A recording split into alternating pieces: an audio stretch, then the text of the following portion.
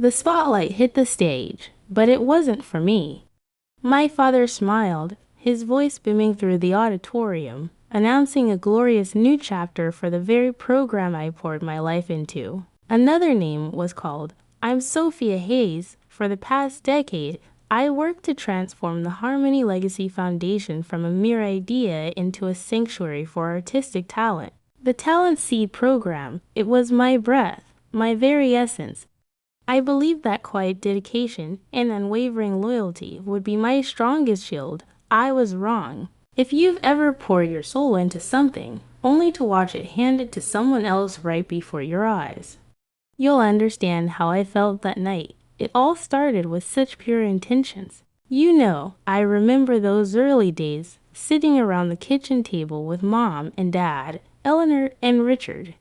The Harmony Legacy Foundation, it was their dream, born from a genuine love for the arts and a desire to give back to the community that had nurtured them.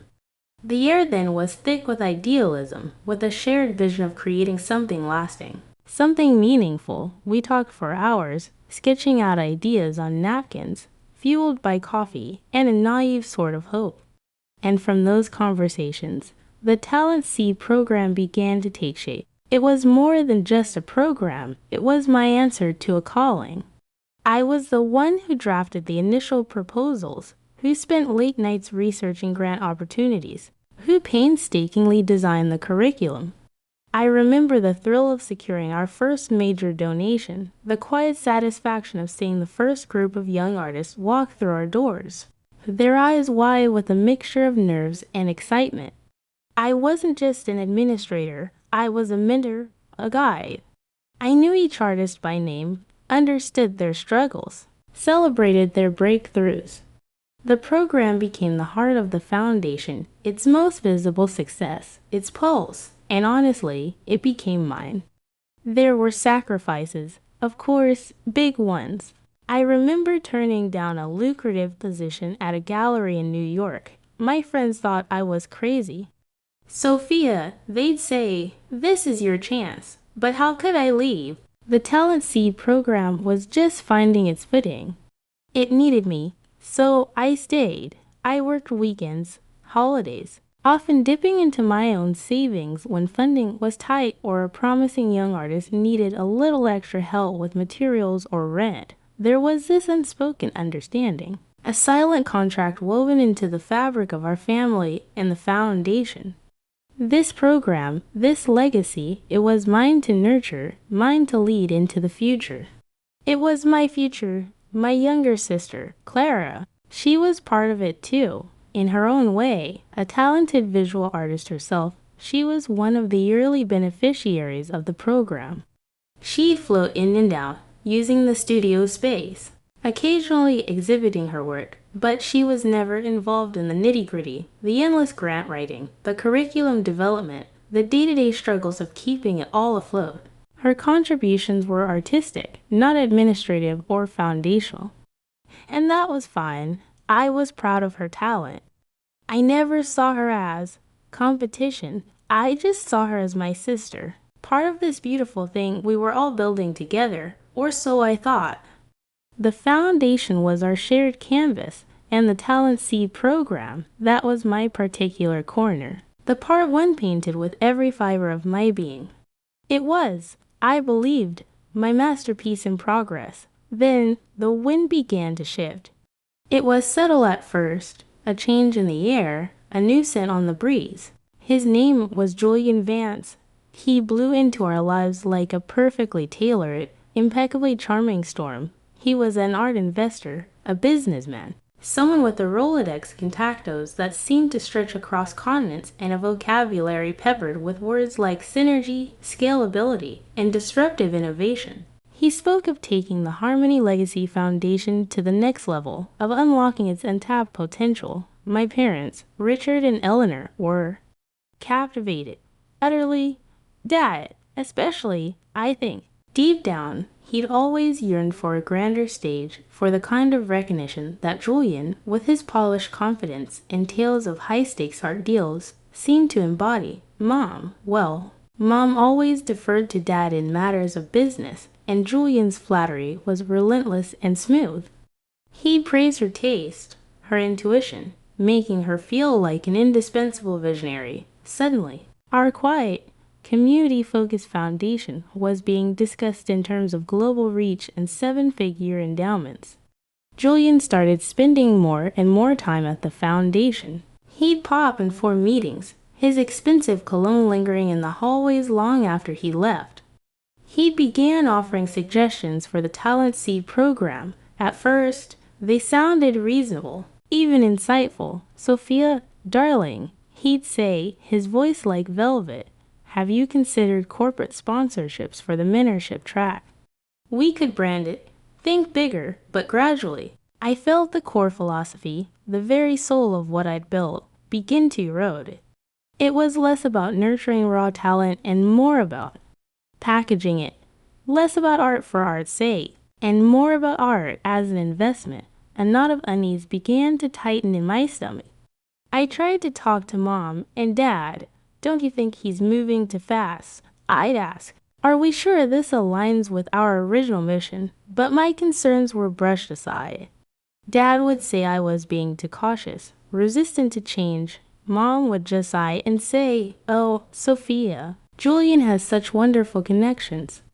This could be so good for us, for everyone." Even Clara, my sister, seemed starstruck. She'd hang on his every word, her eyes shining with admiration for this worldly, successful man who promised to elevate her art, our family's legacy. It was during this time I started having more regular conversations with David Miller. David was a consultant, a quiet, thoughtful man who'd worked with the foundation on a few strategic planning projects over the years. He wasn't family, not an insider, but he understood the nonprofit world, and more importantly, he seemed to understand me. He'd listen, really listen, when I voiced my anxieties about Julian. He wouldn't offer easy solutions, but his calm presence, his perceptive questions, they were a lifeline. He'd just nod, his gaze steady, and say something like, "Trust your instincts. Sophia, you know this program better than anyone." He was the only one who seemed to see the cracks appearing beneath Julian's glossy veneer. The wind was definitely changing, and I had a growing fear it was blowing us all towards a place I wouldn't recognize. The annual Harmony Legacy Foundation Gala. It was always the highlight of our year, a night of celebration, of showcasing the incredible talent we'd nurtured, of raising crucial funds to continue our work. This year, the buzz was even greater. Julian had promised an evening to remember, with influential guests and a major announcement. I'd spent weeks preparing, coordinating with the artists, finalizing my own speech. I was meant to talk about the milestones the Talent Seed program had achieved, the lives it had touched. I felt a familiar mix of pride and nervous anticipation. The ballroom was glittering, filled with the low hum of conversation and the clinking of glasses. I remember smoothing down my dress, my notes clutched in my hand, waiting for my cue. Dad, Richard, stepped up to the podium. He looked grander than usual, almost theatrical. He began his speech, his voice resonating with a practiced confidence I hadn't heard in years. He spoke of legacy, of vision, of the future, and then he veered off script, or perhaps onto a script I hadn't been privy to. "Tonight," he announced, his voice swelling, "marks a pivotal moment, a bold new direction for the Harmony Legacy Foundation. To spearhead this exciting evolution, to truly unlock the global potential of our flagship initiative, the Talent Seed program," my heart began to pound. This wasn't what we discussed. It is my distinct honor to introduce a man of unparalleled vision and expertise. Please welcome our new senior strategic advisor, who will be taking the helm, reshaping and guiding the Talent Seed program to unprecedented heights. Mr. Julian Vance. The room erupted in applause. But for me, it was like the sound was coming from a great distance, muffled, as if I were underwater. I saw Julian rise from his table, a perfectly calibrated smile on his face. He walked towards the stage. And then Dad added, and assisting him, bringing her fresh artistic perspective to this vital endeavor, will be our very own rising star, Clara Hayes. Clara, my sister. She stood up, beaming, and joined Julian on stage. The spotlight hit them, bathing them in a golden glow. I just stood there, frozen. It felt like the floor had dropped out from beneath me. My program, my life's work, handed over, just like that, in front of everyone. The applause, the shining faces. They all blurred into a painful, incomprehensible tableau. It wasn't a symphony. It was a cacophony, a jarring, dissonant chord that ripped through everything I thought I knew. The rest of the evening is a blur. I must have smiled, nodded, made polite conversation, but inside, I was reeling. It felt like a public stripping, a dismissal so profound it left me breathless. As soon as I could, I sought out my parents. I found them by the champagne fountain, flush with the success of the evening, surrounded by well-wishers. Dad, Mom, my voice was barely a whisper. Can we talk? Dad clapped Julian on the back. Sophia, wasn't it a marvelous announcement? Julian here has such dynamic ideas, but the program, I stammered, my program. You didn't discuss this with me. Mom, Eleanor, finally looked at me, a flicker of something, guilt, in her eyes before it vanished. Oh, Sophia, darling, she said, her voice a little too bright. This is for the best. For the foundation, Julian has the connections, the vision to take it further than you ever could on your own. You should be excited to learn from him. Learn from him. I couldn't believe what I was hearing. I built that program from nothing. It is my vision. Dad's smile tightened. Now, Sophia, don't be difficult. This is a wonderful opportunity for Clara too. Family should support family. Julian sees her potential. You should be happy for your sister. Happy for my sister. The words were like a slap. Clara, meanwhile, was basking in Julian's attention, seemingly oblivious or perhaps deliberately ignoring the devastation in my eyes. She saw it as her moment, her ascent. My demotion was just collateral. The days that followed were slow, agonizing descent into a new reality. I felt erased, isolated within the very walls I had helped build. My office, once a hub of creative energy, felt cold, alien. Julian was everywhere, his presence dominating meetings, his pronouncements shaping policy. The Talent Seed program, my program, was being twisted into something I barely recognized. The focus shifted from nurturing artists to attracting high-profile sponsors, from fostering a supportive community to chasing media attention. Sleep became a luxury. I lie awake for hours, replaying that night, my father's words, my mother's dismissive wave, Clara's triumphant smile. The betrayal, it wasn't a loud, dramatic explosion. It was a quiet, meticulous dismantling of everything I had worked for, everything I believed in. David Miller became my anchor in those dark weeks. He didn't offer platitudes or try to fix things. He just listened. He'd meet me for coffee, far from the foundation's oppressive atmosphere, and let me talk, or cry, or just sit in silence. He validated my pain, my anger, my sense of injustice. What they did was wrong. Sophia, he'd say, his voice calm but firm, your contribution was immense. Don't let them make you doubt that. And somewhere in that darkness, a tiny ember of defiance began to glow. I wouldn't just disappear. I wouldn't let them rewrite my story. The pain was still there, a dull, constant ache, but it was no longer paralyzing. It was fuel. I started going through my old files, my journals, my emails. I meticulously gathered every piece of documentation, every proposal, every progress report, every testimonial from artists I'd mentored. I would not be erased. The silent, aching note of my grief was slowly, almost imperceptibly, beginning to find its resolve.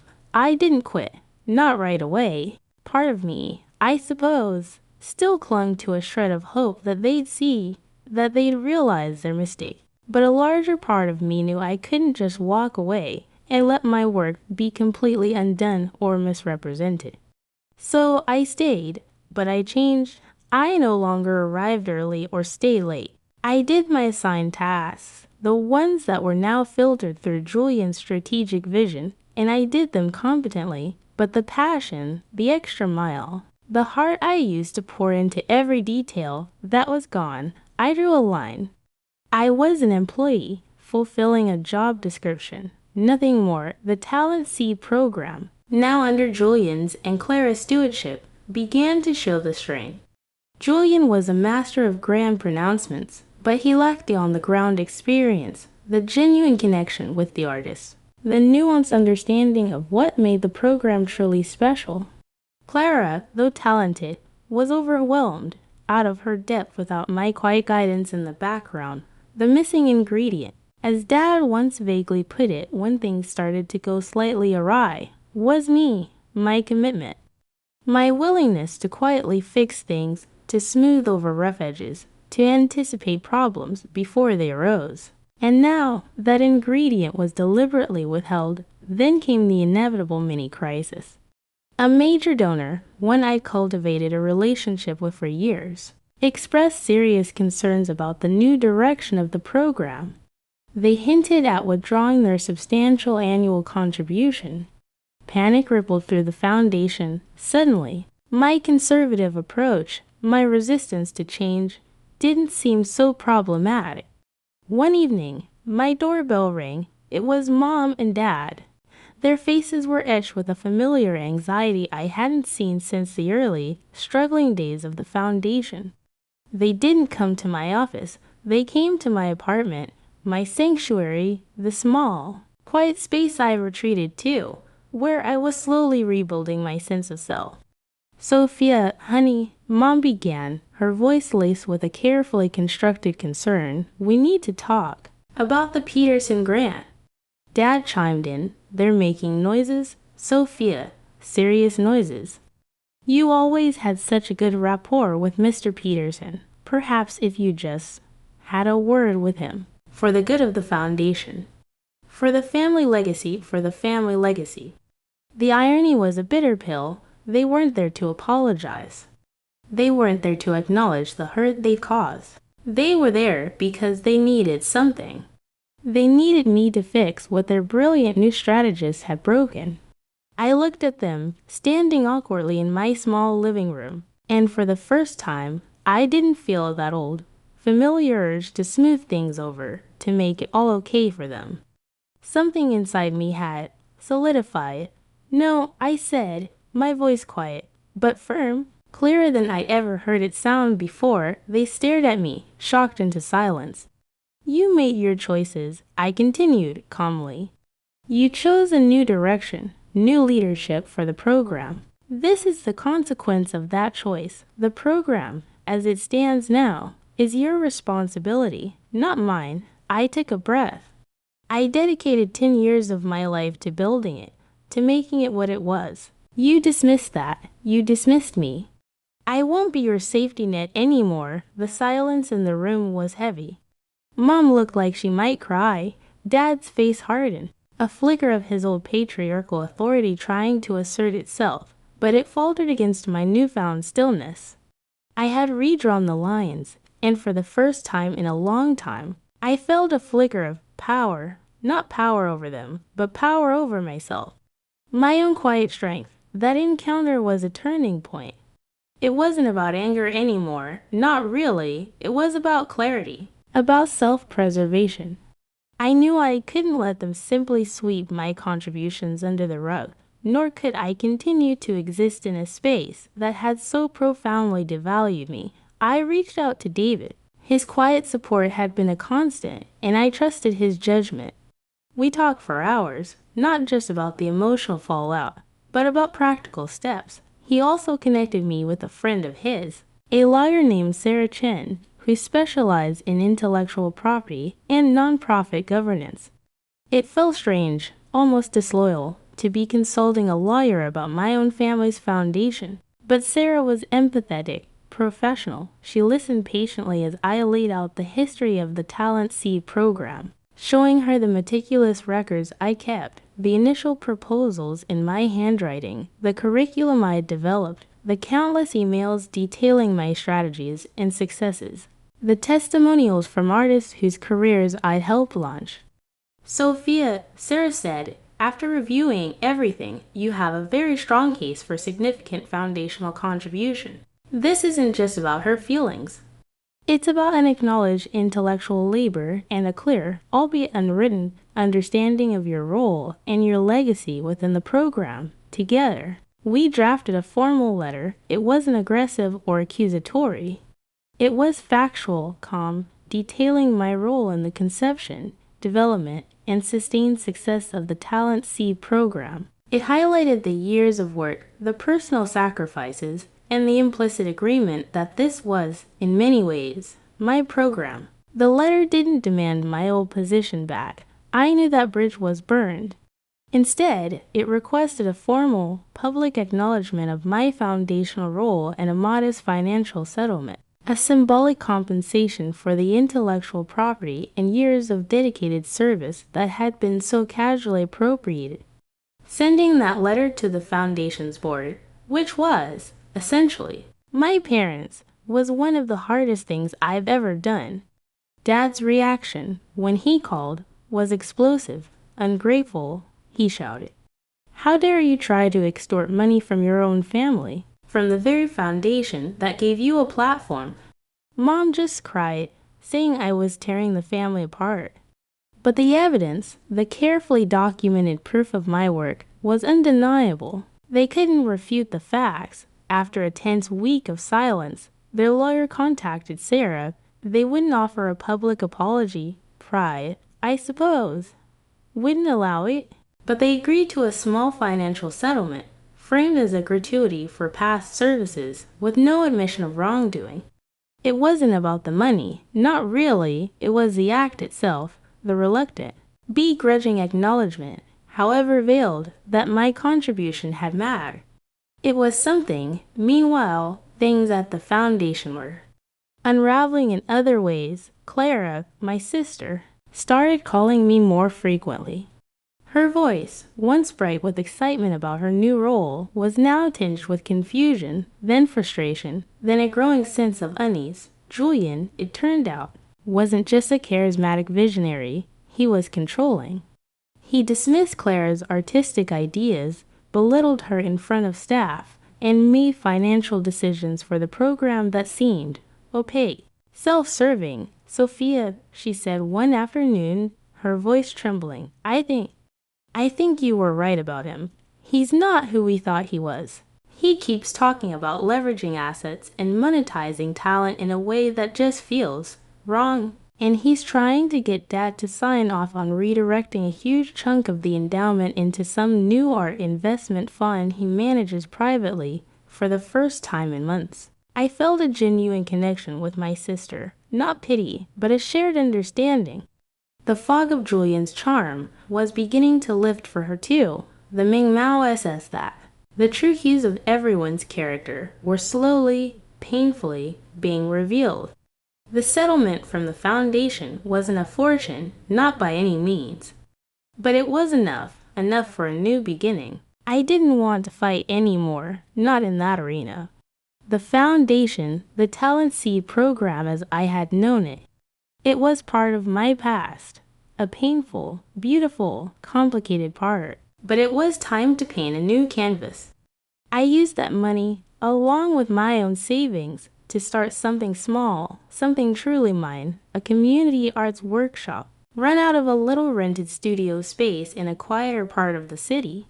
No grand ambitions of global reach, no seven-figure endowments. Just a safe, nurturing space for local artists, young and old, to explore their creativity. It was grounded, authentic. It was everything the Talent Seed program had once been in its purest form, before the winds of change and ambition had swept through. David was by my side through all of it. Our friendship, forged in a time of crisis, had deepened into something more. He believed in my new vision, offered practical advice, and, Most importantly, he saw me not as the fallen director or the wrong daughter, but as Sophia, strong, resilient, creative. His quiet belief in me was a balm to my still healing wounds. Clara, armed with a newfound clarity and a backbone I hadn't realized she possessed, began to ask hard questions at the foundation. She started digging into Julian's proposed art investment fund, uncovering a web of potential conflicts of interest and questionable dealings. With the information she gathered, and perhaps a little discreet guidance from Sarah Chen, she confronted my father. The full extent of Julian's manipulative tactics, his self-serving agenda, finally came to light. It wasn't a dramatic public takedown, but Julian's influence at the foundation quietly, decisively, crumbled. He eventually resigned, or was asked to leave. The details were never entirely clear to me. And honestly, I didn't need to know. His chapter was closed. My parents, well, our relationship is still a work in progress. There was no grand apology, no tearful reconciliation where all was forgiven and forgotten. Some wounds are too deep for that, but things changed. Dad, I think, was deeply shaken by how easily he'd been duped by Julian, how close he'd come to jeopardizing the foundation's integrity. He became quieter, more reflective. Mom started calling me more often, just to chat, to ask about my workshop, small gestures.